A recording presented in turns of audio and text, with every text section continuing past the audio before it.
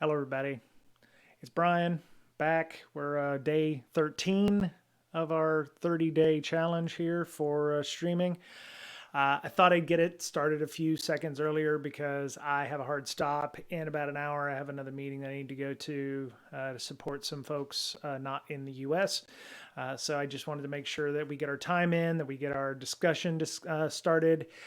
For those of you who were here yesterday, and I want to get to that, but we'll discuss what we talked about yesterday with content discovery. But I'd like to thank Silicon Shecky, Morgan 1983. Thank you, Morgan, so much. Morgan subscribed with her Prime subscription, so she gets a free month if she uses her Prime subscription, which is awesome. Very much appreciated to support us in that way. And Go Pro Slow Yo and Control Bite and Scrub Terfuge all joined our feed today. So thank you so much for following us. If you find value in any of the last 13 days worth of videos, would love to see maybe some subscriptions or some bits being thrown around. We are working on levels of support. Right now, it's just an army of one, being myself, trying to make all this work. The latest thing that I've done is I've got our Discord set up. I will probably unveil that this weekend with Mr. Betcher and Miss Berlin, hopefully, on the podcast stream that we do on Sunday evenings. So please come back and have a listen to that if you can. But we do have the Discord up. I have got a few people in it only to test it out and to get moderation in our code of conduct and a nice bot that will actually do things for us. I think I'm using the Me6 one, MEE6. It was actually difficult for me to set up the bot. So I was trying all different kinds. I have 2 Slacks, but 15, 20 different Discords, and they all seem to set things up differently. And the one thing I wanted to do is make sure we had a code of conduct set up that, when we're doing the community server thing, so eventually we'll be discovered so that we can continue to build our neighborhood, our community here, it's done safely and it's done in such a way that everybody understands the rules and can play along accordingly. So to get in, you'll read the code of conduct, click OK, and be allowed into the various chat channels that you are interested in doing so. So thank you all for your patience there. So yesterday, for those of you who were here, I was unable to do a couple of the challenges, and I think it was because due to time zones and stuff, because I believe TryHackMe is maybe not in the U.S. You only get an hour per day with the unpaid version to do anything. And some of the things that I was trying to do wasn't getting any network connections. So I don't know if y'all were kind and just decided to not, tell me that, which is cool. Yeah, I figured it out on my own. I think I ended up having to splurge and go ahead and buy a month of TryHackMe for $10. We still have, I still have planned on giving out 3 more 2-month vouchers for TryHackMe. If you are interested in following along with us on that, please send me a whisper, if you will, and I will, give you the code needed to, redeem that. So if you are interested in doing TryHackMe, we will. I know everybody had suggested Hack the Box. It looked pretty good too. I just want to go through it first for a few times to see how the progression works on that. So if anybody else is interested in doing that, we will do that. I mean, there is a ton of stuff. I mean, if you go to r/hacking on Reddit, there's I think a pinned note up at the top with 15, 20 different websites, including Over the Wire. There's challenges, there's CrackMe's, there's all kinds of stuff. So, if there's, if we do 2 days a week of TryHackMe, and then another 2 days we do, some Under the Wire, or, whatever works, whatever makes everybody happy. And we all learn, at different things. So, if not everybody wants to do web application security, we can go and do some reverse engineering stuff, or, break down some binaries or what have you. So, Yeah. So like I said, I have a cutoff at 4:30 Pacific time, my time. So I'm going to go ahead and get started here. Let me go ahead and start the box. And if my audio starts crackling, I made the horrible mistake of thinking I needed to put some compression or something on my video or audio, and I noticed I was testing it out beforehand because, as you can see, I've got a different overlay. I've got myself over here up in the top left-hand corner of my overlay versus the over right, and I could hear the audio crackling, and I was like, no, as somebody who does an audio podcast or has done an audio podcast for going on 9 years or whatever, audio is my biggest peccadillo. So, but yeah. So I've also made the screen a little bigger, so I hope that everybody can see the font on the website, because I did notice I watched some of my videos because I've been watching Gaming Careers YouTube channel, and the fine person there said, hey, you might want to go back and look at your stuff from time to time, critique yourself, get some feedback. Also listen to your audio, listen to that. One, I noticed that all the YouTube stuff that you upload from Twitch gets downgraded to like 480p, which I'm not very happy about. So I may end up having to manually like YouTube download it from Twitch and then manually re-uploading it so it stays at 720p, just so that we can maintain the proper quality. It's not a huge deal. I mean, I would just, downgrade, upgrade, and, or download and then re-upload. Not a huge deal for me. I can do it while I'm, surfing web or whatever. So anywho, all right. So we're going to talk about a little subdomain enumeration. I think I touched a little bit upon it yesterday. It's discovering subdomains. I mentioned, like, if you go to a google.com, a subdomain of that might be mail.google.com or drive.google.com. And actually those are legitimate Drive, domains for Gmail and Google Drive. So, but there's other ones too, analytics.google.com or something like that.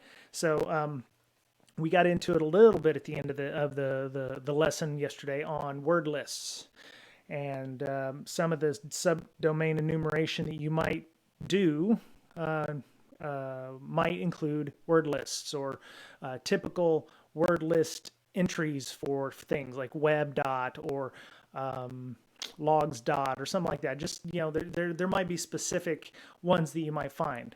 You might also query a DNS server and look for the information that's contained in the DNS entries for that. And these are probably, I don't know if these are spoilers, but that would be how I would enumerate. I'd use things like DNS or what have you. So it may be that we get down through this list and some of the exercises is actually to do those things, but we'll see what happens. So, all right. So I have the attack machine up just in case. That way we can, make it easier and we don't have to wait for that to occur. So what they say, subdomain enumeration is the process of finding valid domains, subdomains for a domain. But why do we do this? We do this to expand our attack surface to try and discover more potential points of vulnerability.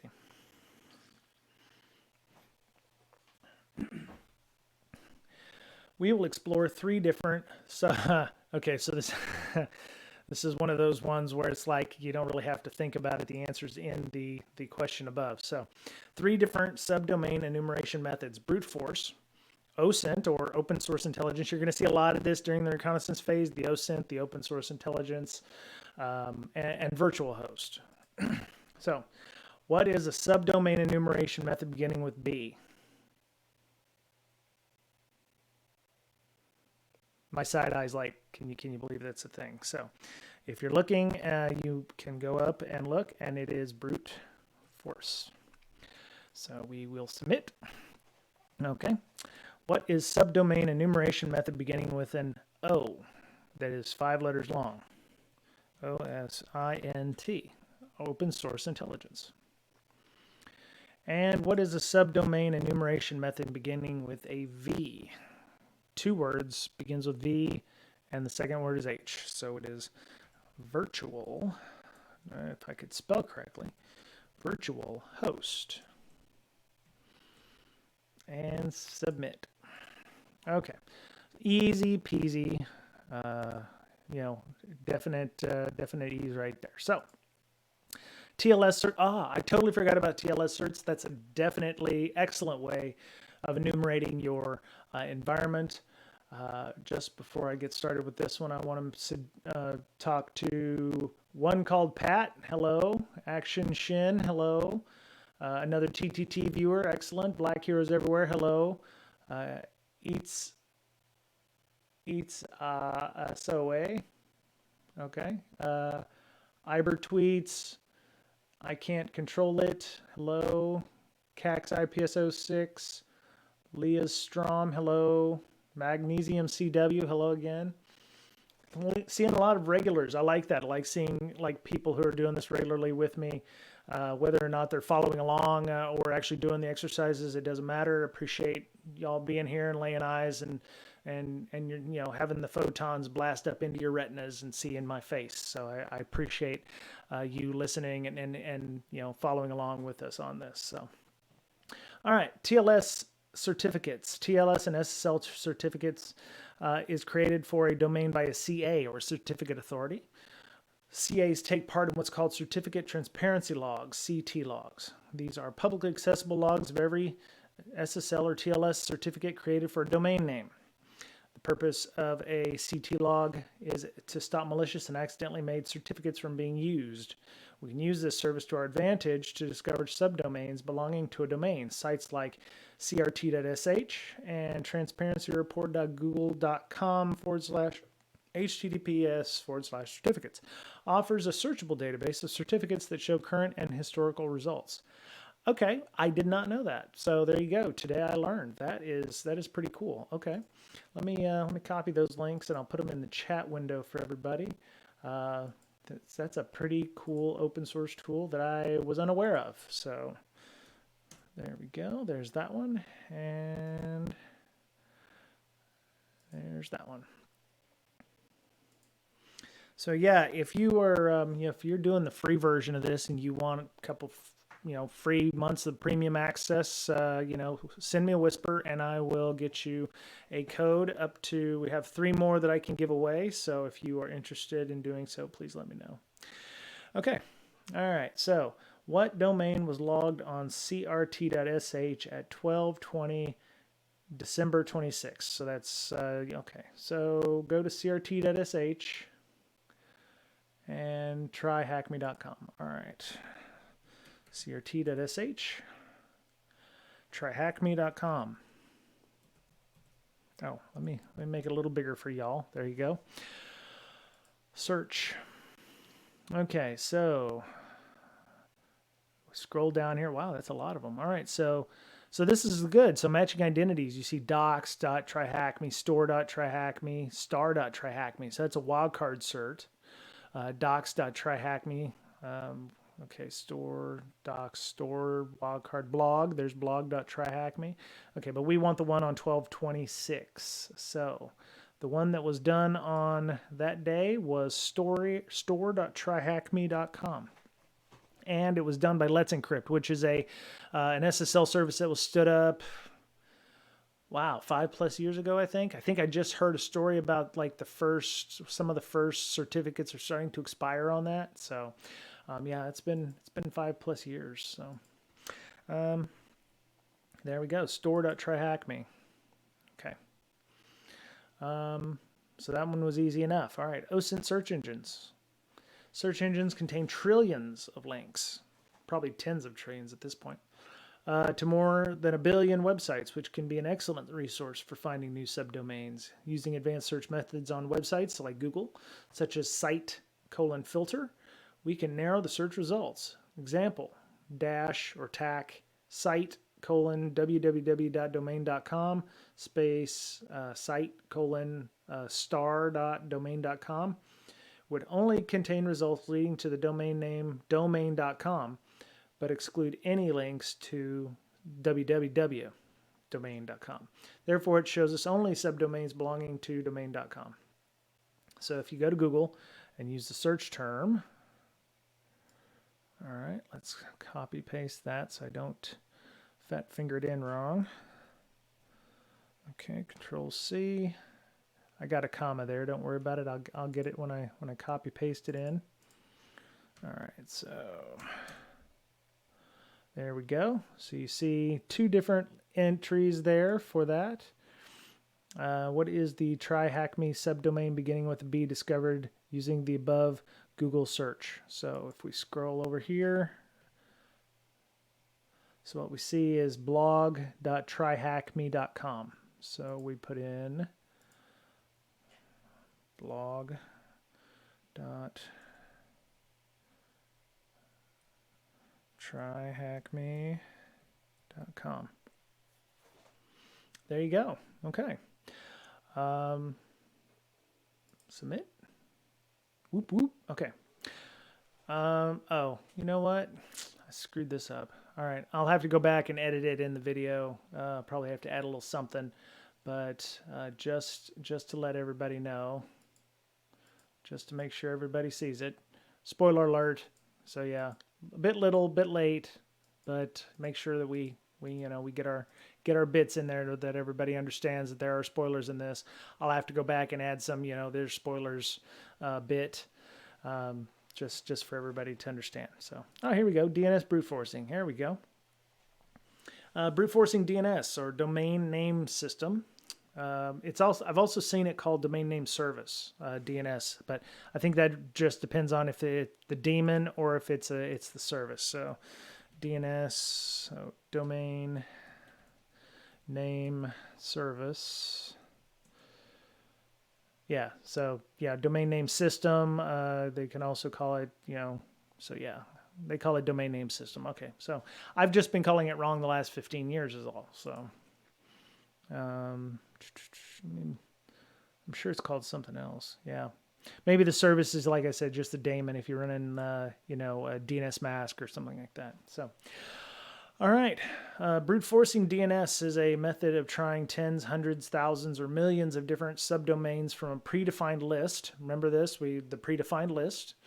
So yesterday we had we used Derby to, use a word list to find certain keywords, to find hidden directories. You'll potentially do something very, very similar here. So, all right. Because this method, millions of different possible subdomains from a predefined list of commonly used subdomains. Commonly used subdomains because everybody wants to be kind of descriptive about their websites. So, you don't have to go to, xy2178311.google.com. Instead, you would go to mail.google.com because people would expect, oh, that's the mail server. So if you ever see a domain called 897.182.179b.google.com, you're like, you might want to take a look at that. Or, sometimes those GOOG, sometimes the O's in Google will be a different character altogether to make it look like when you're clicking on an email link or something, very similar. So something to keep in mind there. So, all right, because this method requires many requests, we automate it with tools to make the process quicker. So yes, here we're talking about tool automation, just like we did last week at SunflowerCon. In this instance, we're using a tool called DNS Recon to perform this. Click the View Site button to open the static site. Okay. So run the DNS Recon request. I'm imagining that they were running the static site because this is just going to be almost like an example. You're not actually going to run it against anything. Because normally DNS Recon, it's kind of noisy. And if you, I have not done it myself, but I have heard and seen people potentially causing issues with DNS servers if they make a request or too many requests. So I would imagine that this is, so you're going to run click the view button to open the static site and then press the run DNS. So basically you're clicking the plus button. It's going to run something for you in an animated GIF format to show you the desired output. Because Acme IT support.thm may not exist as a TLD on an actual legitimate DNS server. So they're just kind of showing you example output there. So All right, so there we go. Okay. Click Run DNS Recon Request button to start the simulation, then answer the question below. What is the first subdomain found with the DNS Recon tool? In this case, it would be api.acmeitsupport.thm. So in this case, you'll go to api.acmeitsupport.thm. There you go. Submit. There you go. Excellent. That's perfect. So, all right. And automation using sublister. To speed up the process of the OSINT subdomain discovery, we can automate the above methods with the help of tools like sublister, which if you open a new tab, we will go and look at sublister. So sublister's been around for a few years. Looks like some of the commits are almost 6 years old. It's a Python tool designed to enumerate subdomains of websites using OSINT. So much like Human Decoded, somebody back in the day needed a tool to enumerate subdomains of websites. So Sublister was created, and it's been around for a while. And here's the output. You can see screenshots here. They search in various search engines: Baidu, Google, Yahoo, Bing, Ask, Netcraft, DNS Dumpster, VirusTotal, etc. You can run your git command and grab the latest copy of Sublister if you'd like. I also believe it is in Kali Linux. They recommend it is in Python 2, but they also have a Python 3 version, if you will. You can also install it in Windows and on Linux using pip if you want. So that's just a Python module, if you will. So there you go. There's the different ways you can install it on there. And all right, so let's go back to this. All right, click the View Site button. It'll open up the static site. So we're going to do the same thing over again here. We're going to run the sublister request, and it's going to automatically do a search for acmeitsupport.thm. It did a complete search in all of these search engines, and it found 2 unique subdomains. So one called Web55 and www. So let me see, what does it say? What is the first domain discovered by sublister? So that one's pretty easy. That one is that right there. So we go Control C. Let's see if we can do Control V. Oh, there we go. Submit. Of course. All right, so this one, all right, so we're almost done, down at the bottom here. Subdomains, some subdomains aren't always hosted in publicly accessible DNS results. Why would you want to do that? As they show examples of development versions of web applications or administration portals are definitely something you would not want to put your development environment. You would not want to put your development environment in such a way that somebody can access it with DNS records. Instead, DNS records can be kept on private DNS servers or recorded on the developer's machines in their Etsy hosts file, which is the way we used to do things back in the day before DNS was, larger. Windows also has its own version. One of the first things I used to do when I was trying to stop ads from blocking me, you can. They do publish like Etsy hosts files where you can, pull a gigantic list of potential advertisers, copy paste into the, Windows Etsy host file or the Etsy host file on your Linux box and send them to 127.0.0.1, which is the local loopback or the local host. So any website trying to make a call out to like analytics.google.com or, nastyads.joebob.com will end up getting the request being it usually checks Etsy host before it goes out to DNS servers. So that's the key, right? It always looks in Etsy host first, then goes and makes the DNS request. So it'll look in the DNS the host file and say, hey, I see an entry. Okay, I'm going to go to 127.0.0.1. Oh, okay, that's loopback. So of course it doesn't find, so it doesn't resolve, and then the page continues to load. Nowadays we use things like ad blockers or uBlock Origins or AdBlock Plus. Is it still a thing? I don't know. Oh, hello, Marvinger.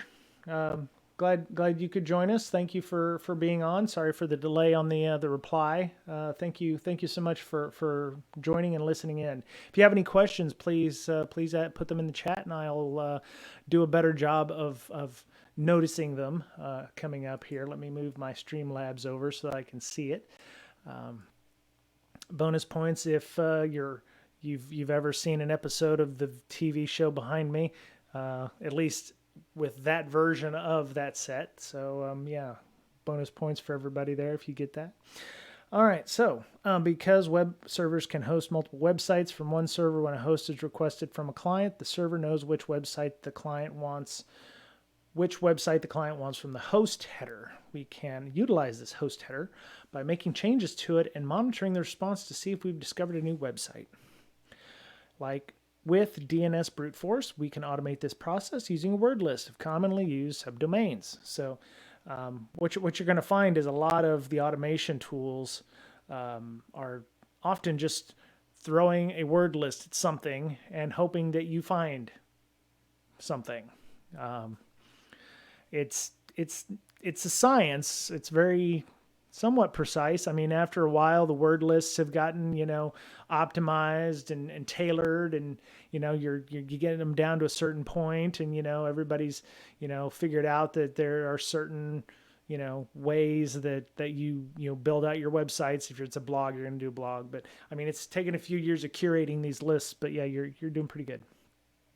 All right, so it says start an attack box, then try the following command against Acme IT support machine to try and discover a new subdomain. All right, so we're going to go in here to our brand new and super fast and useful system. Oh, okay, so we're going back to a tool that I may have used yesterday called FFUF. Yeah. So let me see if I can just copy paste that in. Control C, Control Shift V. Oh no, I don't want to have to fat finger this. Come on, man, give it here. Come on, give me copy. Come on. Oh, I'm gonna have to fat finger that thing in, ain't I? Damn. Well, come on. One more time. Control C. Let me see if I can. There's only about, oh, nope, so the paste isn't working, so Control C didn't work. Dang it. There's got to be a way to do that. All right. FUFF user share. Oh. You use, for those of you new to Linux, you can tab to make it automatically guess what you want it to do. Word lists,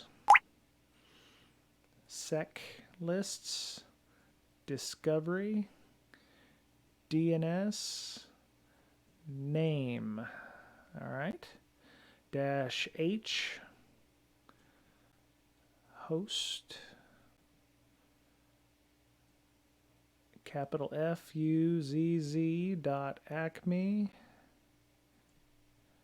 IT support.thm. Make sure you add your closing parentheses there, or close quotes, sorry, quotes, -U, HTTP. Oh crap, I'm so used to typing HTTPS now. 10.10, come on, 10.201.40. All right, so if I did this right, it should run. And it did run. All right, so they're going to explain the command now. It says the above command uses this -W or TAC-W filter or switch to specify the word list we're going to use. So you see sec list, discovery, DNS, nameless.txt. The -H switch adds or edits the header, in this case the host header. So you're saying you want the host header to equal fuzz.acmeitsupport.thm. We have the fuzz keyword in the space where the subdomain would normally go, and this is where we will try all the options from the word list. So basically adding fuzz was almost like a variable, so you you're telling fff, yeah.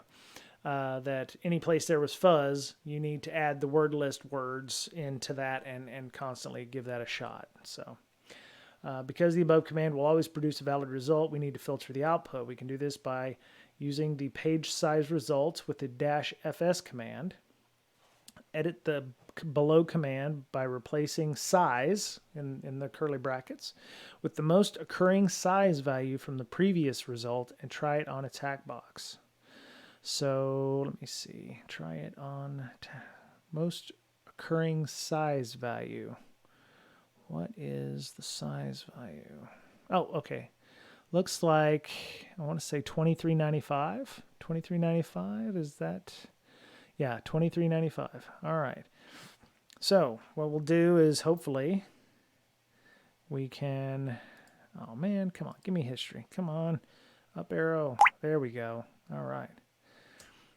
Cool. So you hit the up arrow, it brings up your last, you can use up and down in the CLI if you want to get your history. So that way you don't have to fat finger or type all that in again and get it wrong.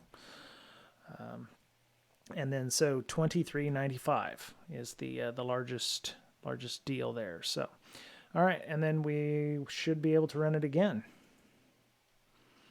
Okay, so we got two options here. Let me see what scrolls up here. The above command should have revealed 2 positive results we haven't come across before. So the ones with status 200 on them, delta and yellow. Looks like delta and yellow are the ones. So you've got a delta and then you've got yellow. So let's go ahead and put delta in here. Oh, man, I really cannot type. Delta. Okay, that one's correct. All right, good. So I did it right. So there you go. Yellow. There you go. All right. Boink. All right. Yay. We've completed the room. Yay. Yay. All right. So control. Oh, yeah, I did try control shift C, Cyber. Thank you. Thank you for coming. Yeah, control shift C, control shift V. Oh, yeah. Okay. You might be right there. I'll have to give that another shot. You know what? Let's give that a shot while we're here. Control Shift C. Oh, okay. That didn't do what I wanted it to do. All right, let me try that again. Make sure that it didn't accidentally open up the web console. I'm using Edge, so I don't know on a Windows box. So Control Shift C. Yeah, that opens the console. I'm not sure why it's doing that, but oh no, in the Kali terminal. Oh. Well, Control Shift C will. Okay, let's give that a shot. Yeah, I did that. It didn't work. That's just a copy command inside of inside the terminal, right?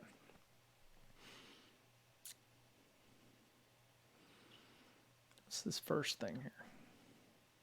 Oh, founder. Okay, very cool. Yeah, I don't know what happened there. If I was doing this, yeah. Well, I'm using Microsoft Edge in Windows, so Control Shift C. All I did was bring up the web console, like I hit F12. So I don't have that normally. Let me see here. Yeah, see, Control Shift X. Yeah, yeah. If I hit Control Shift C on my keyboard inside of FUF's little bit here, all it does is bring up the web console. So there must be some reason why the web console automatically pops up like that. But yeah, Control Shift C, Control Shift V inside a normal terminal window, even in Windows Terminal, I believe will do the same thing. So.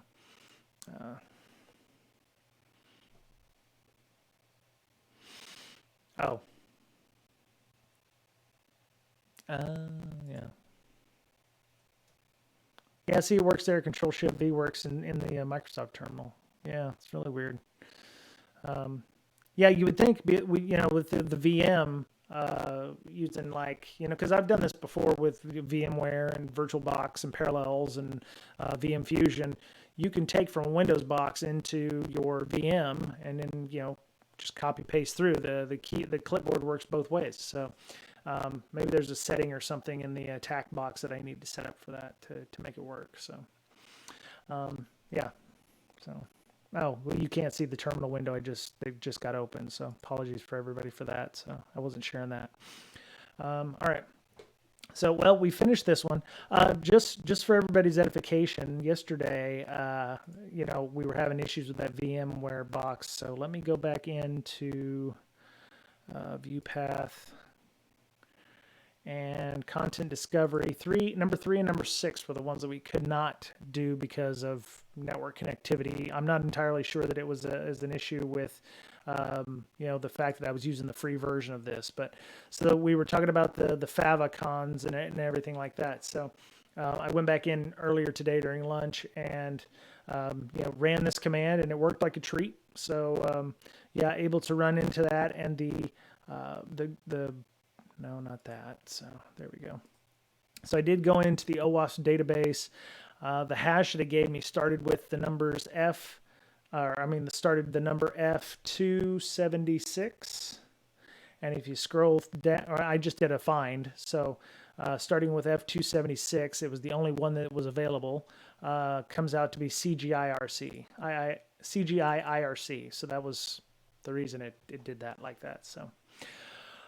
But yeah, I mean, that one worked. I actually finished that section there. So, and that worked. I got the correct answer on that. But yeah, you can go back in, if you, I'm almost certain it will work. I think I just exceeded my hour that it gives me, and you apparently only get an hour a day, not an hour. So once you've used your hour, you can't just start up the box again and do that. So I do apologize if anybody's tried it and it didn't work. So, with the free version, you only get 1 hour of class a day. So there you go. Number 6, which was the framework stack. So you use the IP address, which for some reason is completely different in section 2. You would go into the website admin portal. You add the little they talked about it on the page. Let me see if I can start up the browser window there.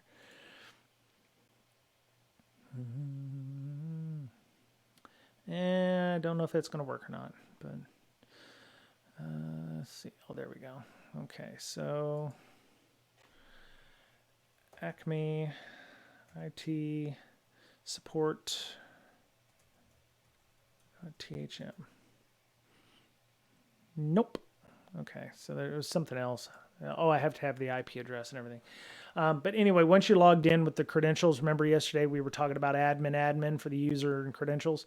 Very bad practice using default credentials. Cisco's another good one. If you have Cisco, there's a ton of them out there. Like they get shipped out that way. So in this case, they mentioned on the change log, hey, very, very poorly thought out post from somebody saying, hey, we changed it so you can't log in as admin anymore or whatever. So you go into the login page, admin, and you get change default credentials was the ticket or the flag for that. So I was able to go in today and make that happen and set that up properly. So anyway, so that was the one we hit up there. So I don't know if I can start another section, but I worry that we won't make it all the way through on this. So I'm thinking maybe I don't want to do that. So a couple days ago, there was a rumor Google was buying Mandiant, and boy, that went really quick. I mean, Google is apparently going to do an all cash buying of Mandiant. So $4.5 billion, I believe. Google Mandiant. So yeah, Google's going to acquire Mandiant, all cash value, $5.4 billion. So they bumped it a little bit. What'll be interesting is I wonder, what's going to come of this, because Windows has like Windows Defender, which is from what I've heard from my friends in Blue Team side, it's a better than adequate EDR type solution or detection system. And so I have to wonder what Google's going to do with this, because they do have an OS, but they're not as, I wouldn't say as robust as Windows, but I'm trying to figure out what they're going to be doing with it. It's not like you can partner with, a Dell or something out there and, launch your, Google Mandiant, endpoint solution. But it's an all cash value. So for those of you, full disclosure, I do have Mandiant stock. I like I said, I bought it at like 12, 8, 17 and 18. So MDNT stock, I bought several $100. So it's at 21 a share. It's actually trading down. Let me see. So it was trading, there you go. So it was trading up at about 22 and a half, and now it's down to 21.76. It's kind of leveled off after the news, post acquisition bliss. But it's going to be an all cash total, so I'm going to be getting $4,000 or $5,000 back. I don't have a ton of. I'm not like big baller or whatever with millions of shares of stock, but it was nice to have. It's pretty cool to see. So let me see some of the other newses. Let me see. 40% of Log4j downloads are vulnerable versions of the software. So data point is a reminder why fixing widespread vulnerabilities will take a long time. Yes.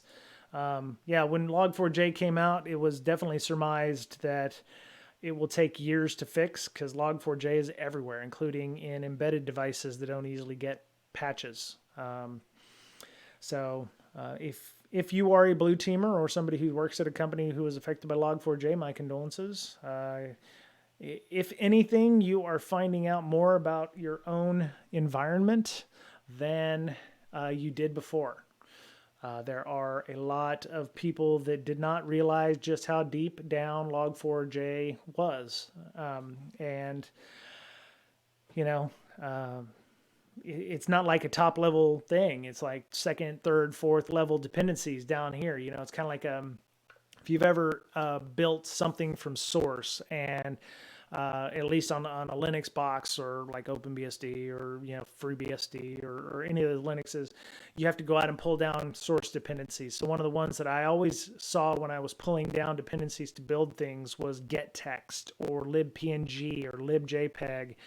Another one of these for Java is Log4j version 2x in this case. So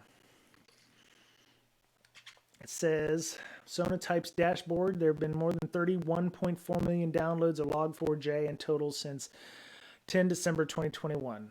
It's unclear how many of those are vulnerable versions, but going by the latest download statistics, the number could well be in excess of 10 million.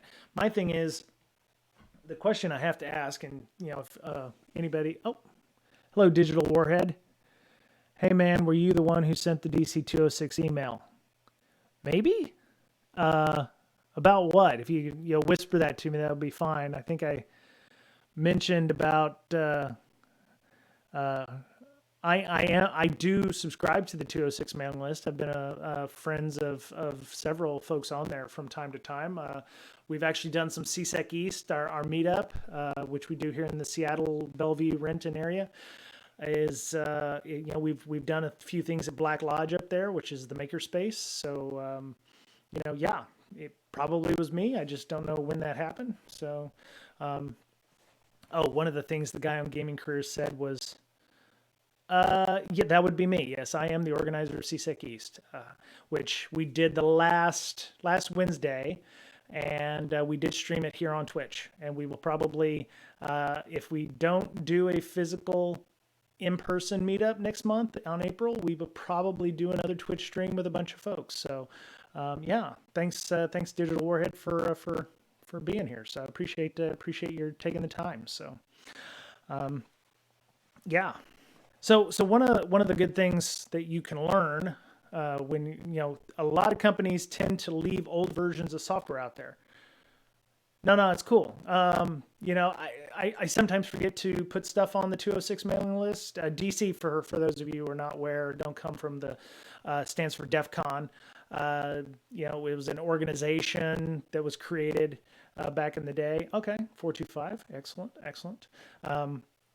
But they're usually like DC or DEF CON and then the zip code. So up here in Seattle, we have 425, we have 206. There's I think There's a couple more in the Chicago area, I think.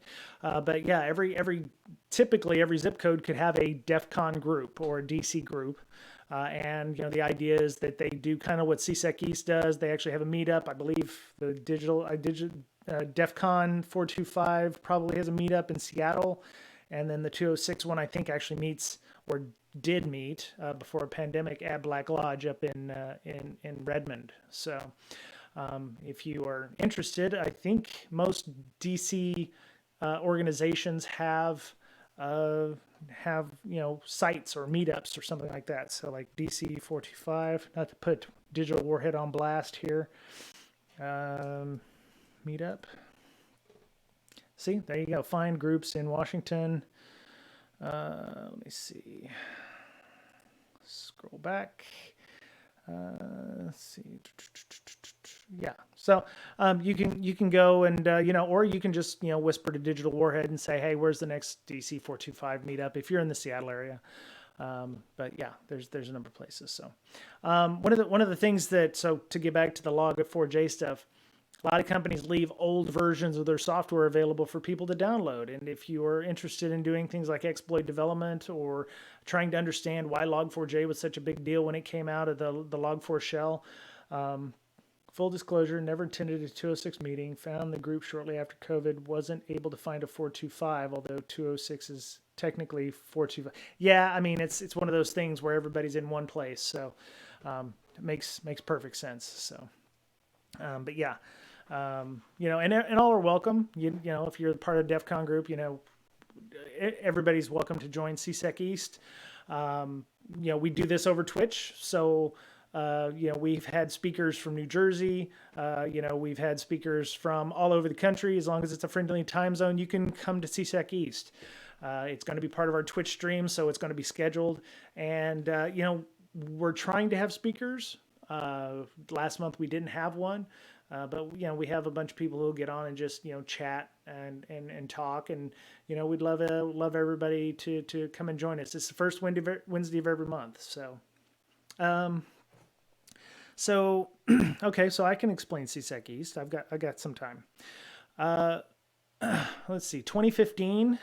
Myself and Megan Wu, who goes by Totenkopf on Twitter.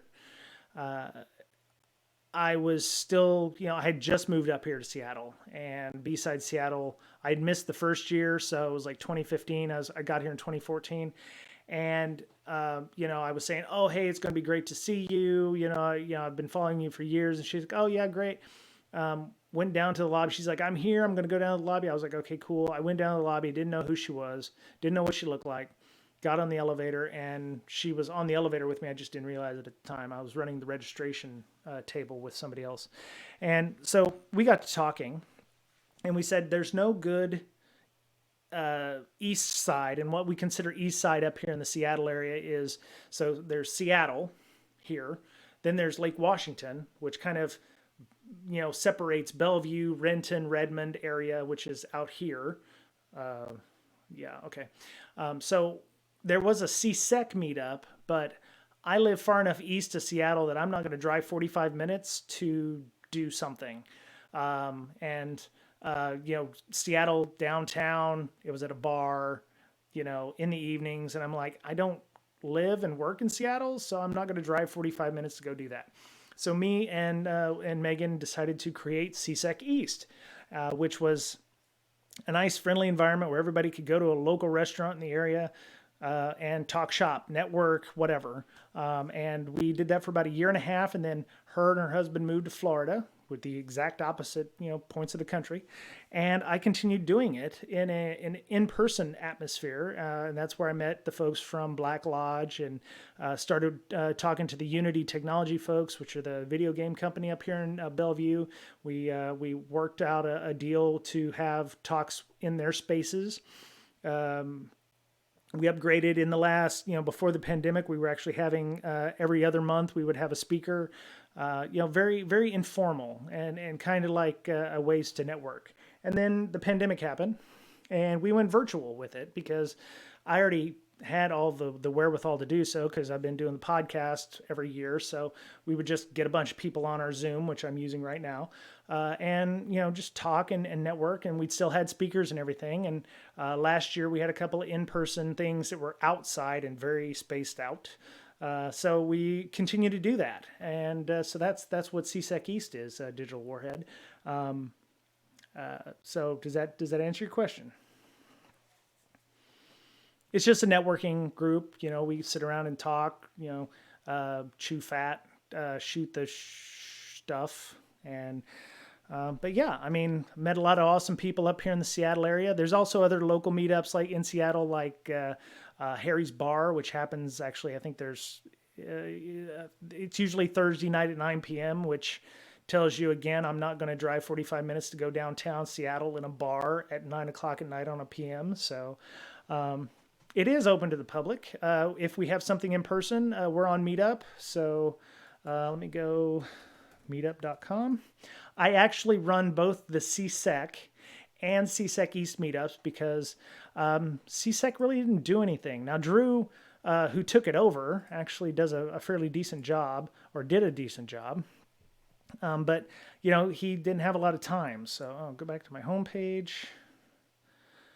What the hell is this? Oh, there it is. All right. So CSEC East. I do have a Discord Digital Warhead. We're working on that. I will unveil that on Sunday. So this is the CSEC East page. If you want to join it, like that person wants to join. So we have a ton of people. We've been running it for the past, 5 years. Look, I joined it on 2015. So there you go. We created a meetup page for it. I also am the owner and maintainer of CSEC. So if somebody wants to take over CSEC, I am more than willing to let them have it. It also has a lot of the same people in the same group. But yeah, so I tend to just advertise the same virtual meetups on Zoom. And if anybody's interested in helping to maintain this, or if they would like to set up something, any other options for notifications other than Meetup? I mean, I put it out on our Twitter handle, which is at CSEC East. You can follow along there. I do advertise it. The thing is, so you have to RSVP to get access to the Zoom link if you actually want to participate in the conversations in a AV type format. With it being on Twitch, I'll just advertise it here on twitch.tv/breaksec. And, you can join it that way if you want to do it that way. And as long as everybody is nice and everything in chat, we'll have a nice chat. But yeah, we usually have about 10, 15, 20 people on the Zoom. At the height when we were doing it in person, we'd have up to about 20 to 25 people. And that also included like a talk. I would go get pizza. We'd come in and do it at Black Lodge or Unity or something like that. So, So just as a heads up, if anybody's interested in joining CSEC or CSEC East, I will be leaving the Seattle area in about 12 months. And so I don't know what's going to happen to CSEC East. I fully expect to continue doing the Twitch stream. But if anybody wants to continue doing in-person stuff with CSEC or CSEC East, it's going to need a maintainer. So ideally, I'd love to get some overlap with that if somebody is interested in working with me on that and being a co-event producer or what have you. I am paying for the professional version. As you see, we have roughly 400 people here on CSEC, and I think we had about 500 on CSEC East. So, anybody looking to help out with that, or 685. So it may be that I just drop CSEC and then turn this into like virtual meetupsec.com something. So, but Digital Warhead, thanks for the information or the questions. I do appreciate those, just in case. So yeah, I do a lot of stuff: podcasts, Twitch, local meetups, conference, InfoSec Campout. It's a conference we do outside. It's like tour camp, but I would almost call it like backyard camping. So at InfoSec Campout.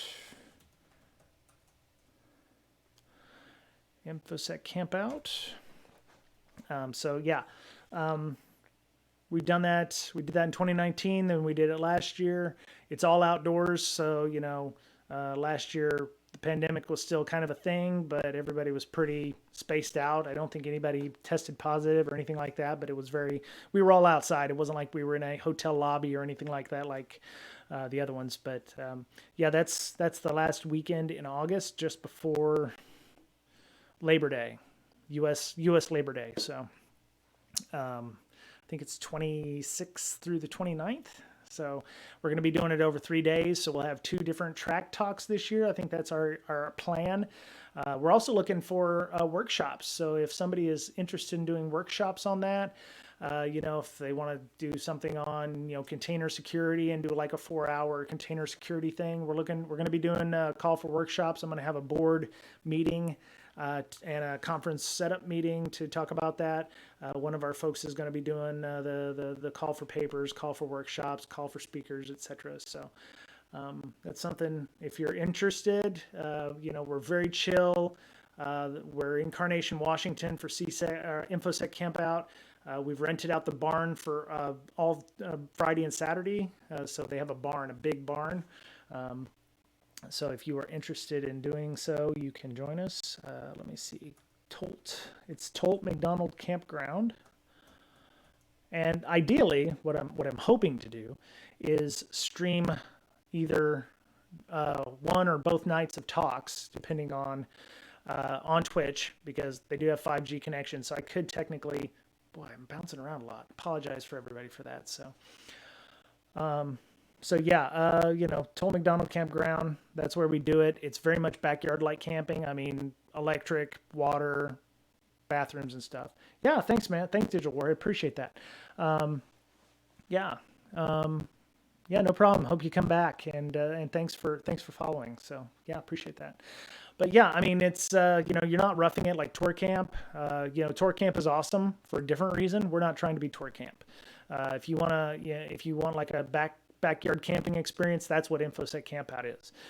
Last year, we actually had the Tour Camp folks crash our thing because they had to cancel Tour Camp. So they came and brought a pizza oven and made enough pizzas for everybody. So we didn't have to buy food. And I was like, hey, y'all give me some money. And they're like, no, we were just testing out things here. So we had a laser light show, and we had a pizza oven, and the pizzas were pretty good. And the Tour Camp people were freaking awesome. So if you can't come to InfoSec Campout and you really want a camping experience, check out Tour Camp. So any other questions from anybody? I'm open to pretty much anything security related, or I'm pretty good at trivia, or searching for things. If anybody has any questions or comments. Yeah, I'm going to get some money back from that acquisition. So that's it's unfortunate. I was kind of hoping to get stock, but most acquisitions are usually full cash these days. So let me see. One last quick discussion here, and I'm sorry the screen's bouncing around a lot. It's really weird. Please, if you found value know anyone hiring Sidestep. Well, that's a big question, because yes, a lot of companies are hiring. I just don't know what you want to be hired to do. Because I've had somebody who wants to be a TPM. I know a couple companies looking for TPMs, technical project or program managers. There's companies looking to do pen testing stuff eventually. I know a lot of companies are hiring all kinds of stuff. You know what? Thank you for reminding me, Sidestep. The Discord that we will be unveiling will have a job board, much like our Slack channel does, the BreakSec Slack channel. I can invite you, Sidestep, to our BreakSec Slack until we get the Discord set up, if you'd like. I can whisper a link to you if you'd like to join our Slack. We do have a code of conduct there as well. We do have moderated people, but we also have a career advice channel over there. So if you're looking to update your resume, or maybe even to get, okay, I'll send you a whisper there. But yeah, we have a lot of channels over there. With the Discord, I'm trying to consolidate some of them, because we have a threat intel channel and a threat hunting channel, and the people who use those channels go, oh yeah, it's completely different, whatever. I'm like, I don't get it. I'm thinking they do the exact same thing. One is just kind of given to you, and one you're trying to hunt. So technical support and software testing, trying to get into InfoSec. Yeah, a lot of people are trying to get into InfoSec. So technical support and software testing. Okay, all right. You know, I won't lie to you. You may have to do some upskilling. I hope you'll continue working with us here on the AppSec would be ideal. Come on, Gladius. Totally different. You know, I guess. I guess I would just call them the what we have right now in our Discord that I haven't posted yet is just threat intelligence, and the people who are hunting are also going to be sharing their information. So you may get ideas. The whole idea was like with the threat hunting, you're going to be sharing that information. So that's kind of intelligence too. I'm you know I would love to have you spend hours trying to convince me otherwise. I don't know. I'm sure if I did threat hunting versus threat intelligence, it would be a thing. The problem is I just don't see a lot of traffic in either one of them other than Riot, knowing your enemy versus beating your enemy. Isn't that the same thing? You can't beat your enemy unless you know your enemy? You could beat your enemy, but I guess if you used a ball bat instead of knowing actually how to hurt them, that makes sense. But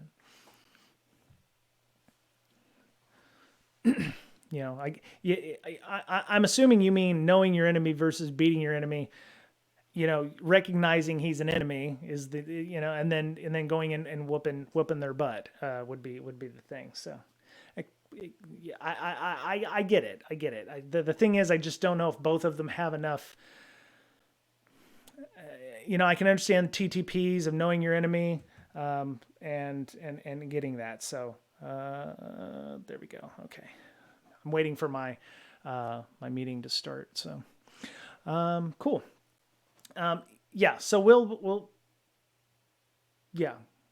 And look, I know enough to know that I don't know everything. And if people say that there's enough threat hunting discussion to talk about it, I can create a threat hunting channel. My problem is I have to follow 30 channels inside of the Slack because I'm a moderator and I'm the admin and I'm the owner of the Slack channel. So if I can pare down some of those things, that would be great. Like I've got an offense and a defense channel and an OSINT channel in our Discord right now. Instead of, container security and blue team and, IoT and SCADA and mobile and whatever. So yeah, I'm trying to consolidate some of these channels. So because not only are we going to have InfoSec channels, but there could be other channels that we're going to add in the future, including like, game night channels or, we might do some other stuff, so, we're going to have tons of additional extra channels. And I just want to make sure that all of these channels are, being put to good use, being managed properly. The last thing I want to do is open up a Discord with, 300 channels or something like that. So, but yeah, I'm just trying to be a good net citizen here. So, cool. Well, I have to go, and I hope everyone got a little bit of knowledge out of the domain enumeration. My friend AJ is recovering from his bronchitis, and we will probably go through some of the authentication bypass stuff tomorrow night, as well as depending on how fast it takes us. There's only 5 tasks here, so maybe we'll be able to do the other one as well, which is the IDOR, indirect object references. So that may be another one we'll be able to do fairly quickly. He's already up to the cross-site scripting stuff. So yeah, so these should go pretty quick. So I'm hoping within, the 2 hours will be good. All right, no problem, Marvanger. Appreciate it. What's the little star next to your name? What is that? Oh, thank you for subscribing, by the way. Thank you. Thank you so much for being a subscriber. I appreciate it. Cool. All right. Well, everyone, have a great rest of your day. Be safe. Take care of yourselves, and I will talk to you all tomorrow. Good night, everyone.